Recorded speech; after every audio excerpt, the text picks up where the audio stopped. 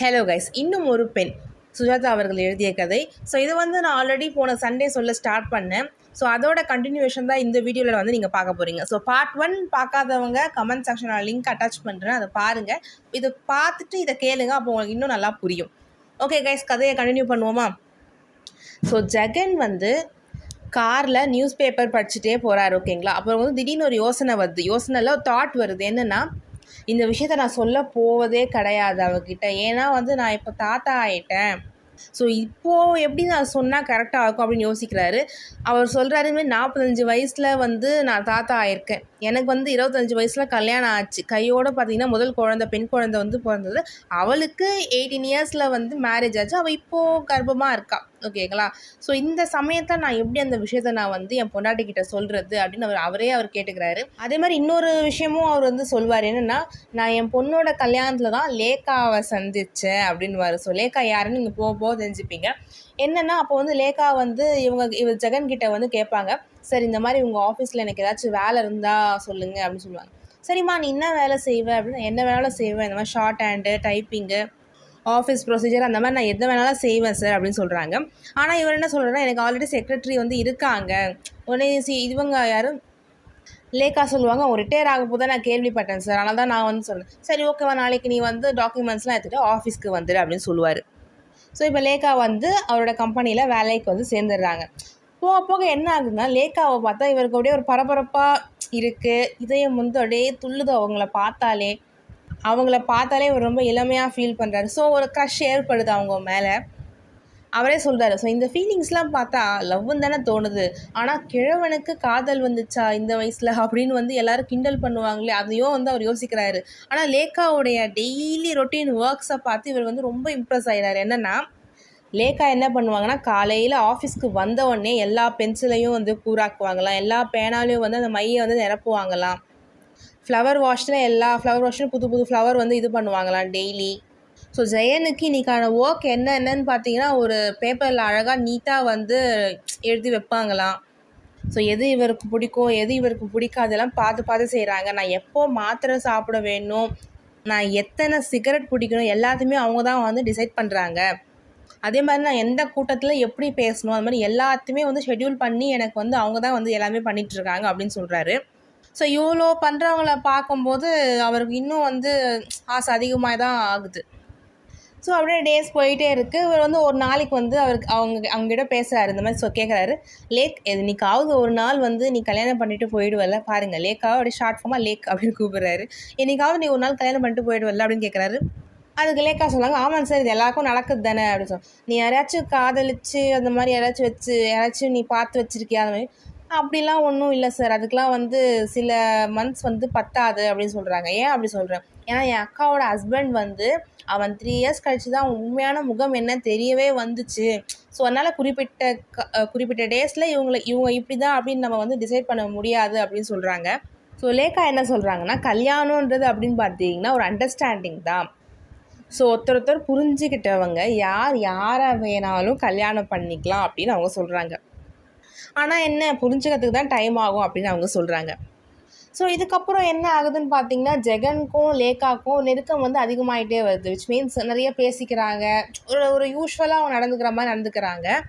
ஆனால் வந்து இவங்களோட உறவு பார்த்திங்கன்னா, ஆஃபீஸில் இருக்கவங்க யாருக்குமே வந்து அசிங்கமாக இவங்க வந்து இந்த மாதிரி இந்த ஒரு ரிலேஷன்ஷிப்பில் இருக்காங்க அப்படின்னு வந்து யாருக்குமே தோணுது கிடையாது. இது ஜஸ்ட்டு அவங்களுக்கு 2 பேருக்குள்ளே அவங்க வந்து இந்த மாதிரி எனக்கு உங்களை பிடிச்சிருக்கு, உங்களுக்கு என்ன பிடிச்சிருக்கு, 2 பேருக்குள்ளே ஒரு இது இருக்குது, அவ்வளோதானே தவிர மற்றபடி நம்ம வந்து அசிங்கமாலாம் பேசிட முடியாது. ஆக்சுவலி வந்து ஜெகனுக்கு தான் லேக்கா மேலே இன்ட்ரெஸ்ட் இருக்குது நம்ம வந்து நினச்சின்னு இருப்போம். ஆனால் லேக்காவுக்கும் ஜெகன் மேலே வந்து ஒரு இன்ட்ரெஸ்ட் இருக்கும். எப்படின்னா, ஒரு ஜெயனுக்கு வந்து அவர் பர்த்டே அப்போது ஒரு லெட்டர் வந்து வருது, கையெழுத்து போடாமல் ஒரு லெட்டர் வந்து வருது. அது லேக்கா தான் அமிச்சாங்கன்னு இப்போ தான் லேக்கா சொல்லி அவங்களுக்கு வந்து தெரியுது.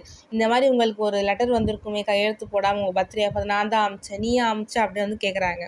ஸோ அப்படியே வந்து இதுலேருந்தே தெரியலையா லேக்காக்கும் ஜெகன் மேலே வந்து ஒரு இன்ட்ரெஸ்ட் இருக்குது அப்படின்ட்டு அவங்க வந்து பட்டன் போட்டு உடச்சிடுறாங்க. இந்த மாதிரி உங்களுக்கு விருப்பம் அப்படின்னா நான் உங்களை கல்யாணம் பண்ணிக்க நான் ரெடி அப்படின்னு சொல்லிடுறாங்க. என்ன தான் ஜெயனுக்கு வந்து லேக்கா மேலே இன்ட்ரெஸ்ட் இருந்தாலும் இவங்க டக்குன்னு கேட்டுறவே ஜெயனுக்கு ஒன்றும் புரியல. என்ன சொல்கிற, கல்யாணமா அப்படியா, என்ன போயிட்டா நீ, நான் ஒரு வயசானவன் ஆச்சு அப்படின்னு சொல்லுவோம். இல்லை, எனக்கு உங்களை ரொம்ப பிடிக்கும், நான் உங்களுக்கு கல்யாணம் பண்ணிக்க ரெடி அப்படின்னு அவங்க சொல்லிடுறாங்க. அதே மாதிரி லேக்கா என்ன சொல்கிறாங்கன்னா, நான் வந்து உங்களை கட்டாயமாக நீங்கள் இந்த கல்யாணம் பண்ணி தான் ஆகணும் அப்படின்லாம் நான் சொல்லலை, நான் உங்களை ஃபோர்ஸ் பண்ணுறேன் நீங்கள் நினச்சிடக்கூடாது. அதாவது என் மனசில் ஒரு ஆசை வந்து ஏற்பட்டுச்சு, அதை நான் உங்ககிட்ட சொன்னேன் அவ்வளோதான் அப்படின்னு சொல்கிறாங்க. நான் அதே மாதிரி அவங்க சொன்னாங்க, நான் வந்து பல கல்யாணத்தை வந்து நான் பார்த்துட்டேன் சார். இந்த மாதிரி எங்கள் அக்காவுக்கெலாம் பார்த்தீங்கன்னா பொருத்தம் எல்லாம் பார்த்து தான் கல்யாணம் பண்ணி வச்சாங்க. ஆனால் வாழ்க்கை வந்து சீரழிஞ்சு போச்சு. அதே மாதிரி என் ஃப்ரெண்ட்ஸ்க்கெலாம் பார்த்தீங்கன்னா சேம் ஏஜ் உள்ளவங்க மேரேஜ் பண்ணவங்க, அதே மாதிரி நிறைய ஏஜ் கேப் இல்லாதவங்களுக்கு பார்த்தீங்கன்னா இந்த ஈகோ கிளாஷ் ஆகி நிறைய டைவர்ஸ்லாம் ஆகியிருக்கு, நான் பார்த்துருக்கேன் அப்படின்னு சொல்கிறாங்க. சரி, ஓகே சார், நீங்கள் வந்து யோசித்து பொறுமையாக சொல்லுங்கள். நான் திருப்பி இதை பற்றி நான் உங்ககிட்ட பேச மாட்டேன். நீங்கள் எப்போ பதில் சொல்கிறீங்களோ அப்போ நீங்கள் பதில் சொல்லுங்கள், நான் வெயிட் பண்ணுறேன் அப்படின்னு அவங்க சொல்கிறாங்க. அதே மாதிரி இன்னொன்று சொல்லிடுறாங்க, நீங்கள் வந்து என்னை வேணான்னு சொன்னாலும் நான் வந்து கோச்சிக்கலாம் மாட்டேன். நான் ஒன்றும் வருத்தப்பட போவது கிடையாது. அதனால் உங்கள் மேலே இருக்க மதிப்பு மரியாதை எதுவும் கம்மியாக போவதும் கிடையாது அப்படின்றதையும் அவங்க சொல்லிடுறாங்க. ஓகே, இவங்க இப்படி சொல்லிட்டாங்களா, இவங்கள விட்டுற. இப்போ ஜெகன் வந்து ஜெயன் வந்து யோசிச்சுட்டு இருக்காரு. இப்போ ஜெயன் வந்து பார்த்தீங்கன்னா சமூகத்தில் ஒரு பெரிய மனுஷன், ஓகேங்களா, ஒரு பெரிய நிறுவனத்தின் தலைவர் அவர். அதே மாதிரி ஒரு பெண்ணுக்கு தந்தை அவர், தாத்தாவாக போகிறவர். ஸோ இப்படிப்பட்டவர் இந்த விஷயத்த பண்ணால் எப்படிலாம் பேசுவாங்கன்னு யோசிச்சு பார்க்குறாரு. எப்படி பேசுவாங்க, என்னது ஜெயனா இப்படி செய்தாரா, அதுவும் பட்டு மாதிரி ஒரு பொண்டாட்டியை வச்சுக்கிட்டு ஜெயனா ஜெயனா அப்படின்னு எல்லாரும் என்னை வந்து கேள்வி கேட்டுக்கிட்டே இருப்பாங்க. இப்போது வந்து சீதா மேலேயும் அவர் வந்து இப்போ சீதா வந்து இவ்வளோ தப்பு பண்ணுறா அப்படின்னு சொல்லிட்டு வேறு கல்யாணம் பண்ணுறது வேறு. இப்படி ஒரு அருமையான மனைவியை வச்சுக்கிட்டே இந்த மாதிரி விஷயத்த பண்ணுறது தப்பு தானே. ஸோ அதனால் பல கோணங்களில் யோசிக்கிறாரு. அவர் யோசிச்சு என்ன சொல்கிறார் அப்படின்னா, இவ்வளோ ப்ரெஷர் நமக்கு வரதான் செய்யும், எல்லாத்துக்கும் நம்ம தயாராக இருக்கணும் அப்படின்னு சொல்லி எல்லாரையும் வந்து சமாளிச்சிடலாம். ஆனால் சீதாவை நான் எப்படி சமாளிக்கிறது அப்படின்னு அவர் யோசிக்கிறாரு. இது வரைக்கும் அவளை எந்த தப்பும் பண்ணாதவளை நான் எப்படி வந்து இந்த விஷயத்த சொன்னால் அவள் எப்படி என்ன கேட்பா, நான் ஏதாச்சும் தப்பு பண்ணுறேன்னு கேட்பா, ஒரு தப்பும் அவன் பண்ணது கிடையாது, நான் என்ன சொல்லி சமாளிப்பேன் அப்படின்னு அவர் யோசிக்கிறாரு. இந்த மாதிரி இந்த விஷயத்த சொல்லி அவள் எதுக்குங்க அப்படின்னு கேட்டால் நான் என்ன பதில சொல்கிறது அப்படின்னு யோசிச்சுட்டே இருந்தார். சீதா கிட்ட வந்து அதை கேட்கும் தைரியம் இல்லாமல், அதை சொல்ல தைரியம் இல்லாமல் அப்படியே டேஸ் அப்படியே ஓட்டிகிட்டே இருந்தார். சரி பார்க்கலாம், சொல்லலாம் அப்படின்னு ஓட்டிகிட்டே இருந்தார்.